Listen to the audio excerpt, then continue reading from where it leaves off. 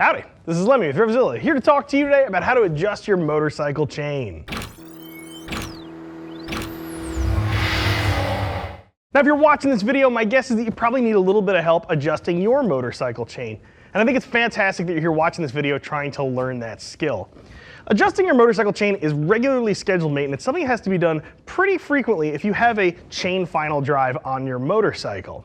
It can be really inconvenient to have to schedule trips to the shop or to a mechanic to have it done for you, so it really does make sense to do it yourself. There's also all sorts of other times too, and you may find that that's not even a possibility. If you're on a long road trip, say, you may find a need to adjust your chain simply because you're doing a lot of miles. Or if you find yourself trailside and you have to repair a tire, you may have to get your chain back to tension correctly.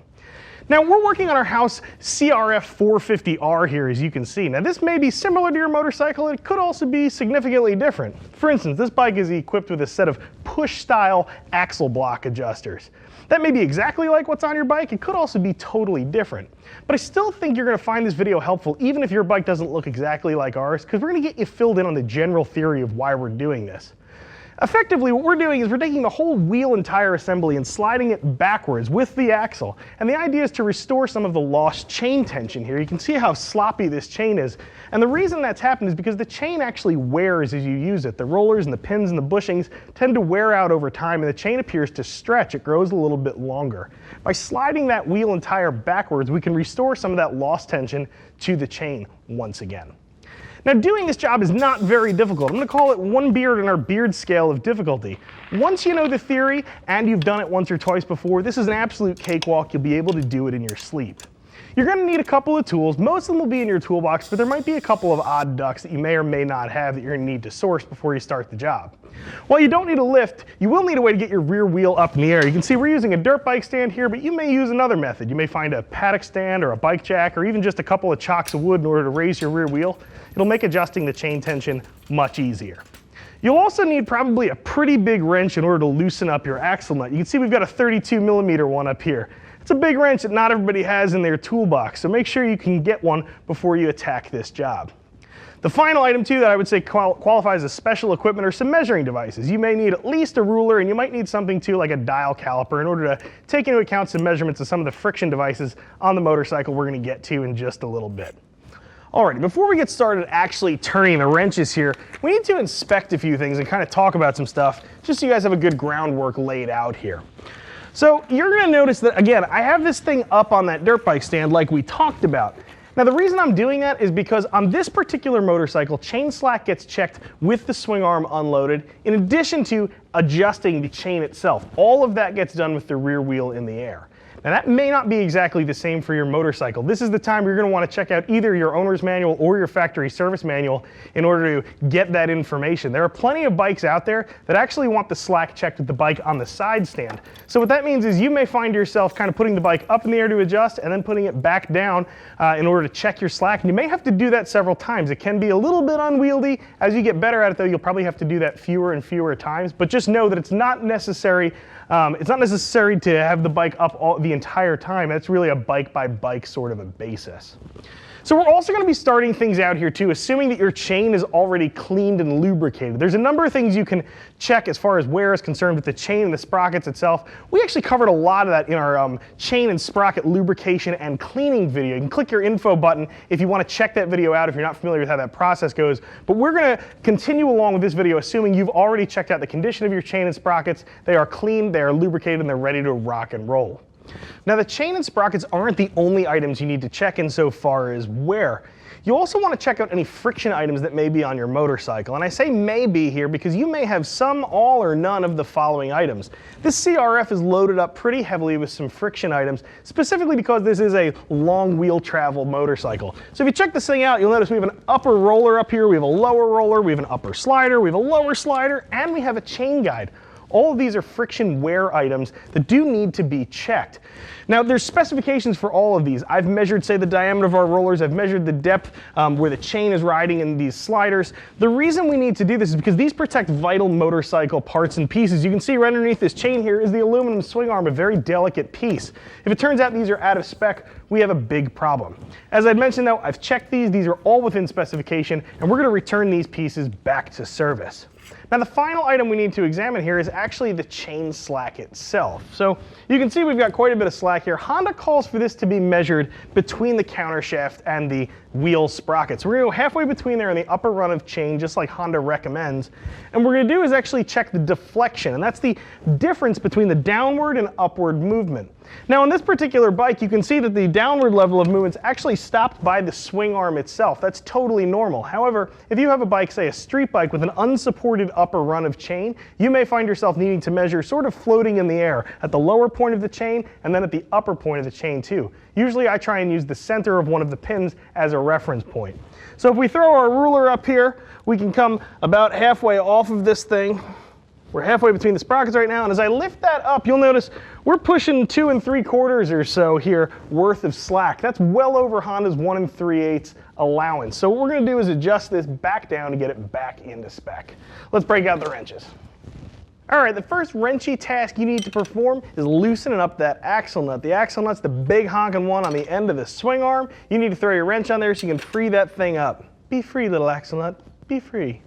Now on most bikes, not every single one, but most bikes are gonna have a screw style adjuster, and they're gonna be held in place with a lock nut.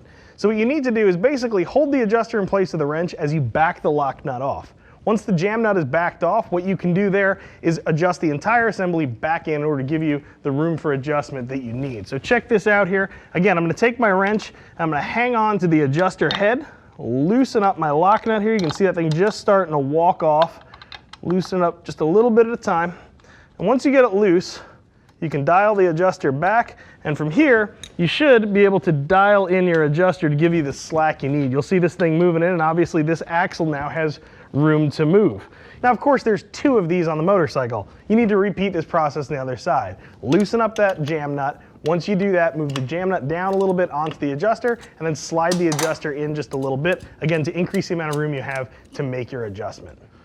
Okay, now to actually adjust this thing, we can use the adjuster to start pushing the axle backwards. But one thing you do want to think about is the fact that your wheel may not move super freely. So ours actually, you can see, is willing to move with ease. However, you may find that as you spin the adjusters, you meet some resistance. Too much resistance really isn't good. Your whole idea here isn't to move a stuck axle with your adjuster. In that case, what you may want to do is actually apply a little percussive persuasion. You may find a good thump with the heel of your hand or perhaps a rubber mallet on the tire will get the chain moving in the correct direction. In either event, what I'm going to start doing is walking this chain backwards. Now to get a rough idea of where you need to wind up, note that on this bike and most other motorcycles, you'll see these little tick marks cut into the swing arm here. And there's a corresponding tick mark right here on the axle itself. What you can do is use this as a general guide to start moving things back to make sure you're doing this evenly between the left and the right side of the motorcycle. The reason that's important is because you need this thing to move back square. We want to keep this chain line nice and straight. If it turns out that the axle winds up cocking and the chain wheel winds up cocking itself, that sprocket's going to wear down really quickly and it's going to beat the ever-living tar out of the chain.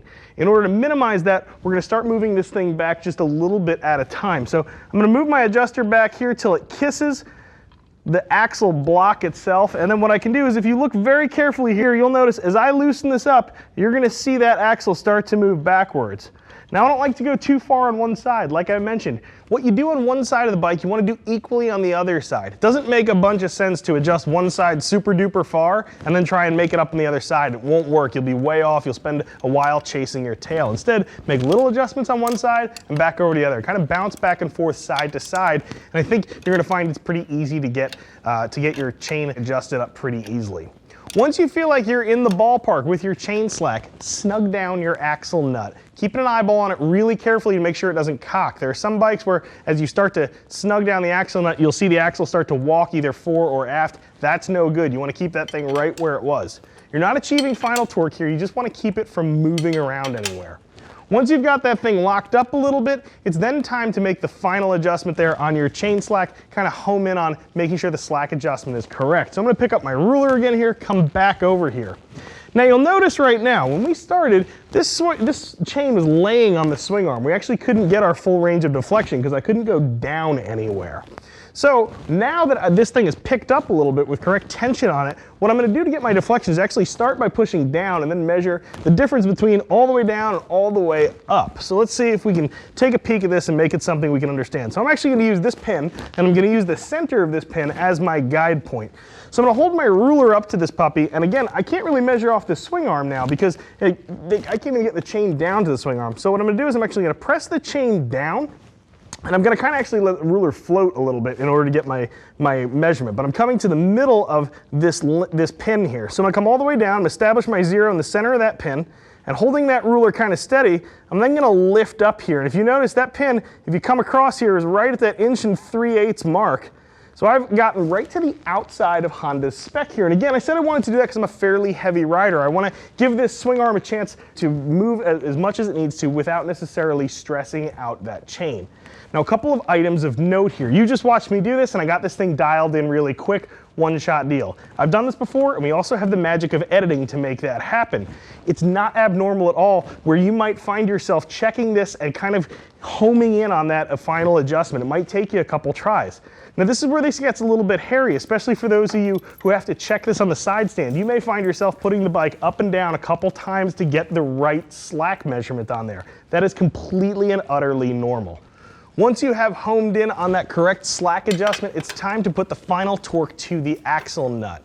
Now, I'm going to recommend you use your factory stated torque value as well as a torque wrench in order to torque that thing down, but I will say this is one of those times when it might pay to actually train your body, your mind, and your hands to understand what that torque value feels like. And the reason I say this is, again, some of you are going to be forced to do this roadside or trail side. If you're making a repair either on a trip or on the side of the road, or again, you are on the side of the trail, you may need to do this without a torque wrench. So it pays to know about how snug those fasteners should actually be.